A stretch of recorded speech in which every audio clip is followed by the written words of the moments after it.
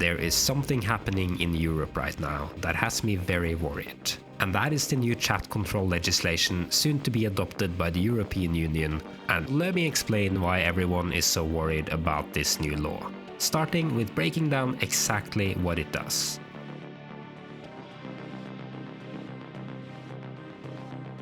This new law would make it a requirement for tech companies to scan all your messages for potentially dangerous content, including all photos, videos, and texts, and to inform authorities if something is found. Many groups are now worried that this implementation, the way that it looks right now, will have disastrous effects and can end up killing all personal privacy online, even in chats that are encrypted and thought to be private.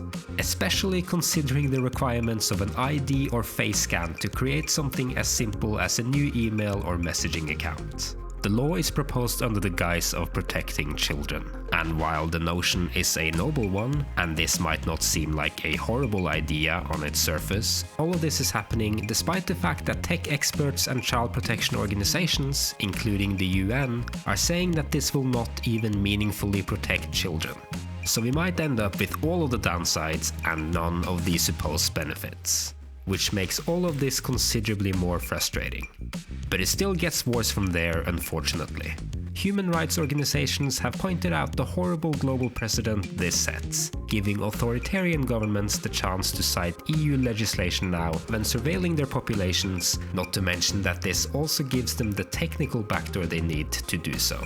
And even if intentions are pure, AI is likely to be the final arbiter of whether your messages are okay or not. Meaning we're bound to have a future where normal people are getting put through useless investigations because AI doesn't know what a joke is. Oh, and the best part is that EU politicians exempted themselves from these new laws, of course, citing professional secrecy rules. Just to summarize what has happened so far, there has already been one amendment to the law based on public outcry, but most of the scariest problems are still there, unfortunately. These laws have widespread support all along the political aisle all across Europe. So no matter how you vote, chances are your party or country are also supporting these laws. The only good news in all of this is the fact that by the time you're watching this, it might still not be too late to act. And if you're willing to email a representative or two, I'll leave all of the necessary links below. It doesn't take long and could have massive effects on what life is like in the EU over the decades to come.